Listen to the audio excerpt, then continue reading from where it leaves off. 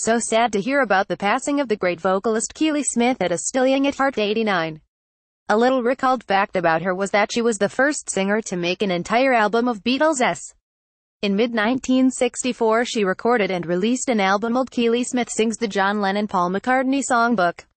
Around this time the Beatles' brilliant producer George Martin recorded the first of several orchestral albums of theirs, but those were instrumental, and of course Dear George had the inside track on recognizing their compositional genius, so he was not an outside party discovering and validating their canon as Keely Smith was. Keely Smith's album was of huge significance at the time.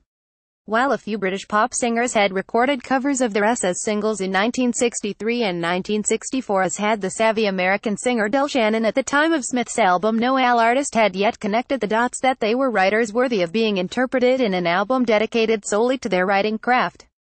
It was Keely Smith's idea to record an entire collection of their This had significance for a number of reasons. She was an established vocalist, lending her endorsement to their writing talent.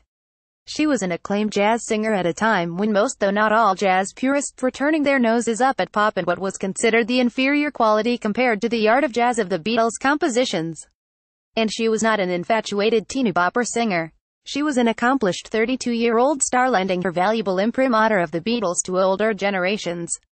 And the viral of the album was a conscious nod to the influential Norman Granz instigated and produced Ella Fitzgerald Sings the series of albums, 19,561,964, dedicated to the books of Cole Porter, Rogers Hart, Duke Ellington, Irving Berlin, George Ira Gershwin, Harold Arlen, Jerome Kern, Johnny Mercer.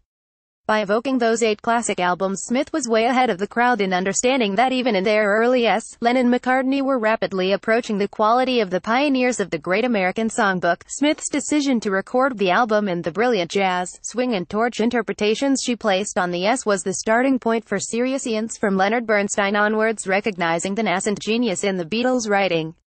Within a couple of years there were multiple artists recording entire albums of Beatles' in every conceivable genre, including jazz, folk, bluegrass, baroque, swing, easy listening. There were even operatic Beatles arias by famed American mezzo-soprano Kathy Berberian.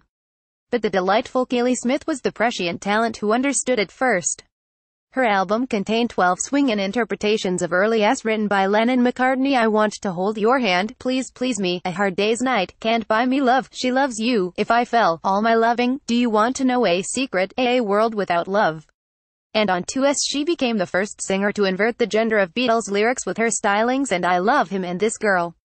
The recordings also benefited from the talents of her accompanists, 2 of the great arrangers of the era, Benny Carter and Ernie Freeman, and their respective sidemen and orchestras. I had the great pleasure of getting to know Keely a little. We first met in 2006 as guests of our mutual pal Nancy Sinatra when she received her star on the Hollywood Walk of Fame. We bonded over the post-ceremony lunch. When I told Keely how great a footnote she was in Beatles history, she was most touched. It had not really occurred to her at the time or since. She had simply following her tastes and instincts. Looking back over 40 years on, she was moved to learn that she'd had an impact. Roger Carnbad Keely Smith on May 11, 2006 at the Hollywood Walk of Fame. As she was still performing in those days, we started to muse casually on the possibility of her revisiting the Beatles catalog. After all, none of the she had recorded back then had been written after April 1964.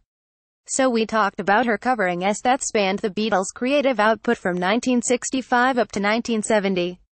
And then Keely got excited about the idea of also covering some of their post-Beatles compositions. The sticking point for Keely, though, became her profound disappointment that the record company for whom she had recorded the original album, Reprise, stubbornly refused to let her have any curatorial involvement in her original recordings. And she very much wanted to reissue her 1964 album in conjunction with any new recordings. She wanted to marry up her then with her now, and the company apparently could care less about her wishes. Being at that time a 74 years young pistol, she had no time for couching her displeasure at her one-time record label with diplomatic language, so to my regret she decided not to explore the idea further. Our great loss. But as the great Herman Hupfeld As Time Goes By wrote in 1931, the simple facts of life are such they cannot be removed.